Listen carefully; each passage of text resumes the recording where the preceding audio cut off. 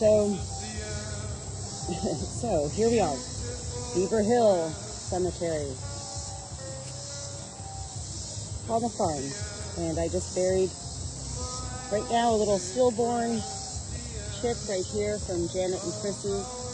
Really was Janet's baby. Janet and Chrissy, they've been going through sauerkraut while being broody for the first time that I allowed them to become broody. The story itself, well, they were laying on 4 eggs total, the 2 twin sisters, Janet and Chrissy.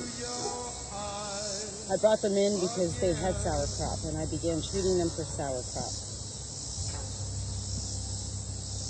I began to read Google, and everything said to definitely take the eggs away while the hens have sauerkraut, but there was no way they would survive while being both broody and with sauerkraut. And so I took the 4 eggs out.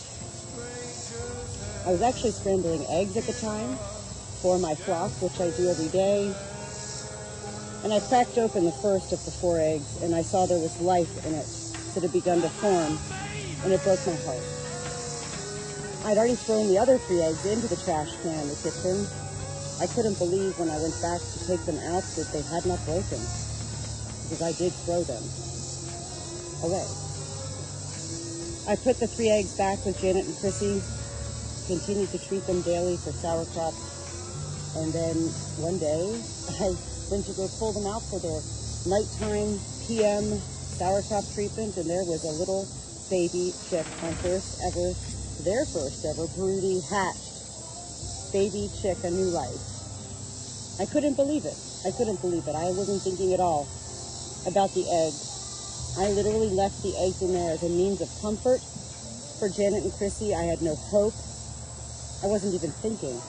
There was no visions, no dreams of me wanting these eggs to hatch. I literally was thinking of my 2 twin sister hens, a means of comfort. Let them have these eggs.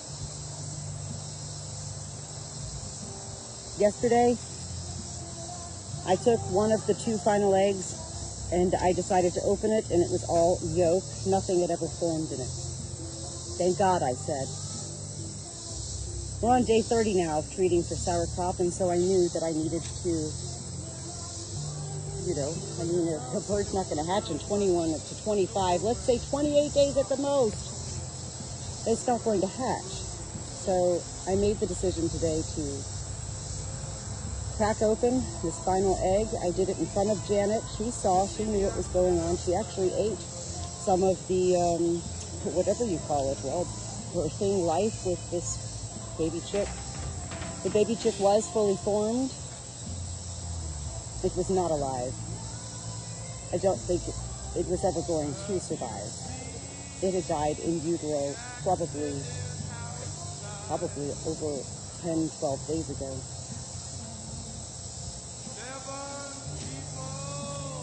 I do gather the rocks from the creek here to line each of my little graves here. I have a fox carcass, a Luna moth, a few baby chicks, stillborn baby chicks. I've got the 3 sisters here, Penny, Flo, and Olivia.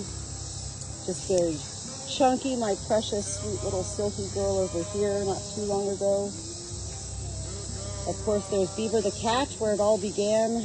Beaver the cat, the bobcat, the not first life buried here, the first body buried here.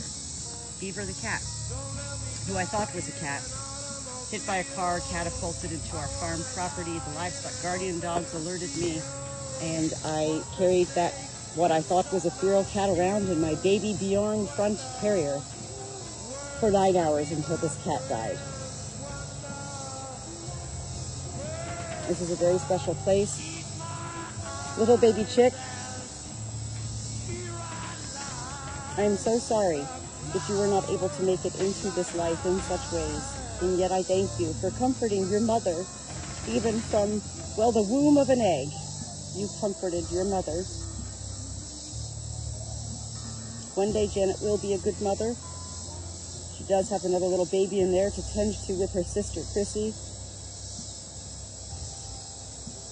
May you fly high, you precious, innocent life, beyond in the skies of heaven. Thank you for giving Janet life.